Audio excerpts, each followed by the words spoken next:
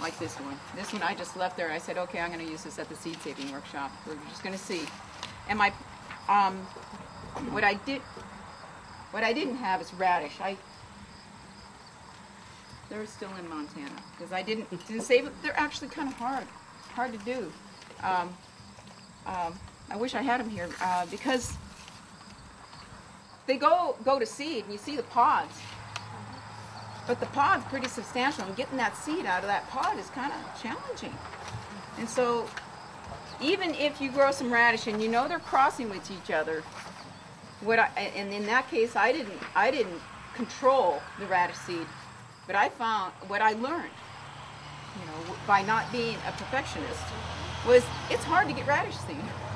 And so, what some people do is they'll actually just save the pods and put them down, but that takes a lot of space, and the level of the viability to seed may not be as long if you do that, versus actually pulling the seed out and having it be stored just by itself without a lot of chaff. So that's dry seeds, and so you can see that's a straightforward process. I want us to go out in the garden because I want to show about some pollination, and a classic with that are cucurbits. We planted a whole lot of squash, and squash are notorious for cross-pollinating, and there are some like 4 different species of squash, and if you know what they are, you can do one of the forms of isolation. I'm going to talk a little bit about isolation methods, and if you have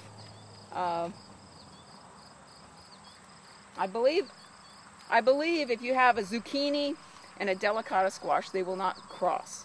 So if those were the only 2 squash that you planted, you could maintain seed purity.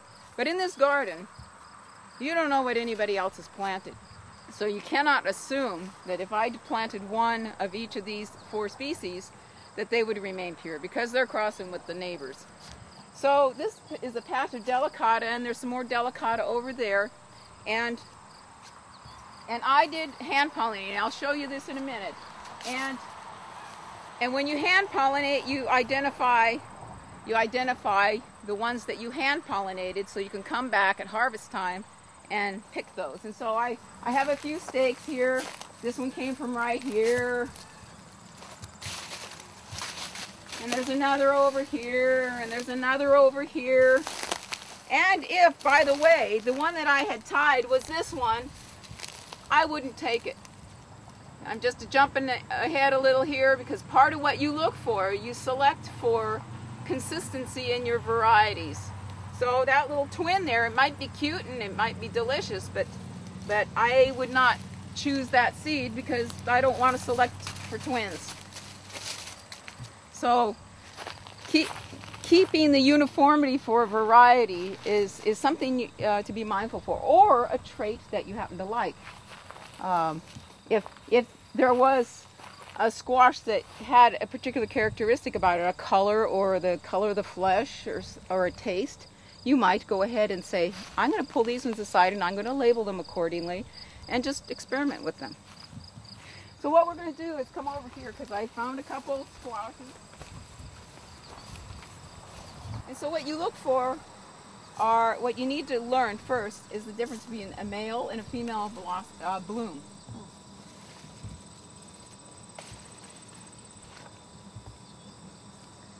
Oh yeah, I see it. You have the womb right here. So you always see a little mini zucchini or a little mini squash of whatever form, and this is true with cucumbers and melons, any of the cucurbits. You see the early version of the fruit. Sometimes that helps you identify the plant too. These are gourds, but they're a great example. And if you look at the difference in the anatomy,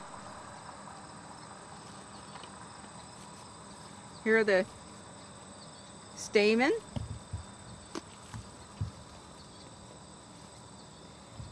and the pistils. So what? Oh, see those busy ants? They're busy. So I'm going to start with just telling you, because we're not actually doing this, because there's a little progress, and this is a great thing to do if you're near your garden. What you do is you're observing early, a few days before, looking for the blossoms.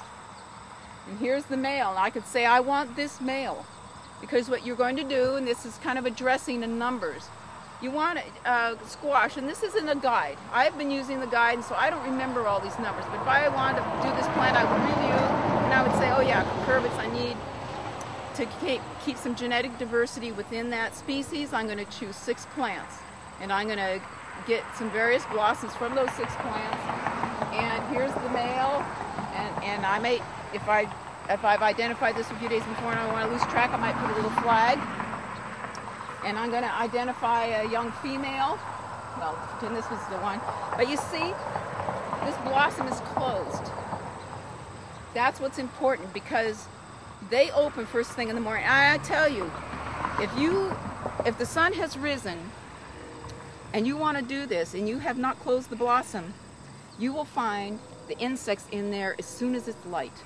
So you are to come the evening before and put a piece of tape across that. And so it's going like this, wanting to open. And you come in the morning and you pick that male and you expose him. And then you've done the same with the female. And you very carefully open.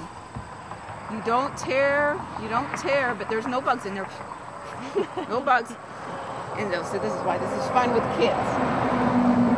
As you come and you pretend you're the pollinating insect.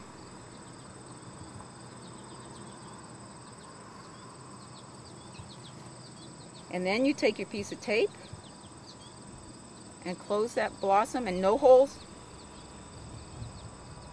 Because these blossoms are only open for a day, it gets pollinated.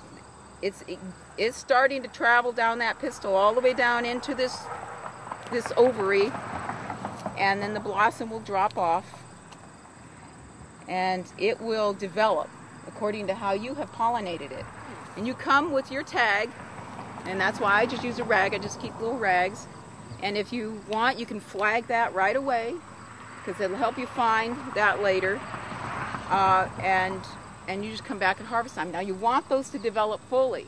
So like if you're doing a zucchini, for instance, or a cucumber, it's going to get really big and really hard, but that's what you want. You want it to develop fully. Like a zucchini is going to be like a winter squash. It's going to have a hard shell, and you want it to go all the way until the frost, to develop those seeds to full maturity.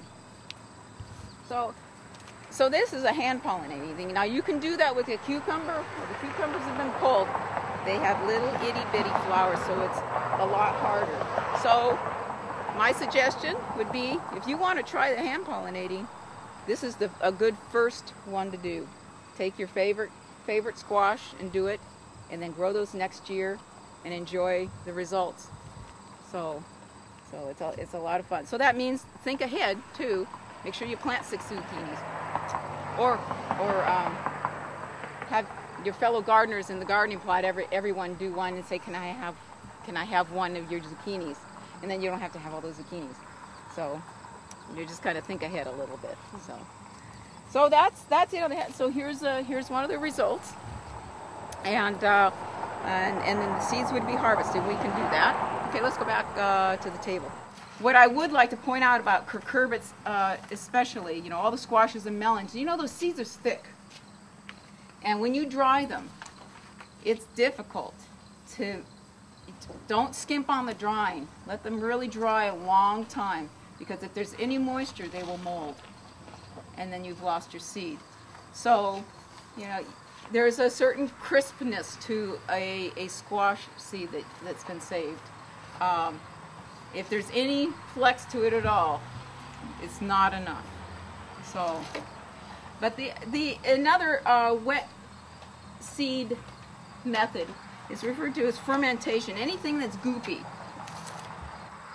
I love looking at the anatomy of the plants. When you do the seed saving, you get to know how they're structured, and I